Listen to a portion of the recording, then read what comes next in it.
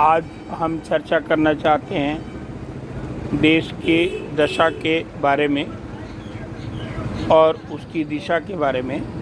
और आज का विषय हम रखे हैं बैंक।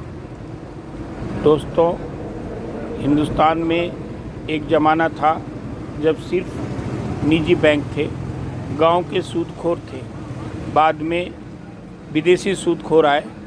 उन सूदखोरों ने राष्ट्रीय स्तर पर, अंतर्राष्ट्रीय स्तर पर अपना बैंक स्थापित किया। बाद में आज़ादी के बहुत दिनों के बाद बैंकों का राष्ट्रीयकरण हुआ। कारण क्या था मैं उस पर नहीं जाऊंगा। आज की जो स्थिति बैंकों की है उसमें है कि देश में दो तरह का बैंक सक्रिय है। एक बैंक है जो सरकारी बैंक है, पूरी तरह सरकार का, केंद्र सरकार के नेतृत्व में है। और दूसरा है पब्लिक सेक्टर बैंक, जिसमें 13, 14, 15 बैंक होंगे। और दूसरा तरह का है निजी बैंक, जैसे ICICI बैंक, HDFC बैंक और भी कई तरह के बैंक होंगे। आज के तारीख में कोई भी व्यापार बिना बैंक का संभव नहीं है। आज की स्थिति ये है कि सरकारी बैंकों का जो NPA खाता है वो घट रहा है, यह एक सच्चाई है। निजी क्षेत्र में जो बैंक हैं उसमें NPA होने का जो चांस है वो बहुत ही कम है। लेकिन जो सबसे बड़ी बात है कि अगर बाज़ार में पैसा आए और अगर वो सरकारी बैंक के माध्यम से आना है तो उसका रास्ता अलग है। और निजी बैंकों के माध्यम से बाज़ार में पैसा अगर आता है, विद्यार्थी को पैसा अगर मिलता है तो उसका भी रास्ता अलग है।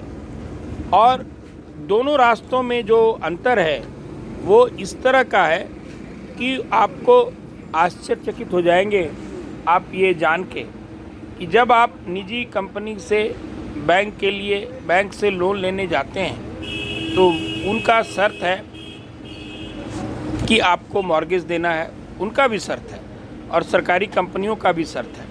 लेकिन हमने जो व्यवहार में देखा है कि अगर कोई निजी कंपनी किसी भी उद्योग को, व्यापारी को अगर लोन देना चाहता है तो उसके मॉर्गेज के एवज में उसके प्रॉपर्टी का जो वैल्यूएशन है उसमें वो किसी वैल्यूअर की सर्विसेज लेता भी है और नहीं भी लेता है। कानूनी तो लेता है, लीगल सर्विसेज लेता है, लेकिन वैल्यूअर की सर्विसेज ज़रूरी नहीं है। क्योंकि मैंने कई बार देखा है कि अगर किसी क्लाइंट को, किसी व्यापारी को किसी बैंक से शिफ्ट कराना है अपने बैंक में, तो उसका जो प्रॉपर्टी है उसका 5 गुना भी वैल्यूएशन कर देता है, 3 गुना 4 गुना तक वैल्यूएशन कर देता है।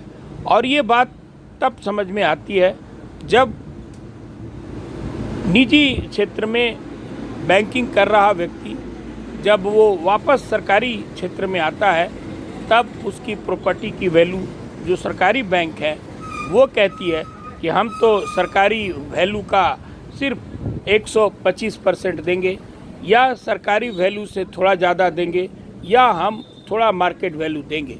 तो इस तरह की जो समस्या है आज की दोनों सरकारी और निजी बैंकों में, जो फ़र्क है वो इस तरह का है कि आज व्यापार में एक बहुत बड़ी समस्या का रूप ले लिया है। और व्यापारी सरकारी बैंक से निजी बैंक में जा रहा है, निजी बैंक से सरकारी बैंक में जा रहा है, और निजी बैंक भी नए बाज़ार को क्रिएट करने में, नए उद्यमियों का सृजन करने में ऊर्जा नहीं लगा रहे। उसी तरह सरकारी बैंकों को भी दिक्कत हो रही है और बैंक में जो वैल्यूअर हुआ करते हैं उनकी स्थिति पतली होती जा रही है। और इनकी जो भूमिका है वो मात्र अप्रेजल करने की रह गई है, या बैंक जो बोले उस पर आप अपनी राय दें।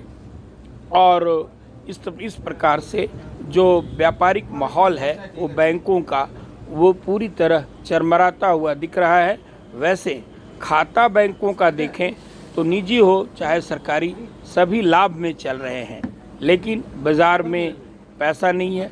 लिक्विडिटी का क्राइसिस तो हम नहीं कहेंगे कि लिक्विडिटी का क्राइसिस है, लेकिन भारत की अर्थव्यवस्था को जिस तरह से एक समान रूप से लेबल तरीके से बैंकों को संचालित करना चाहिए था, वैसा नहीं हो रहा है।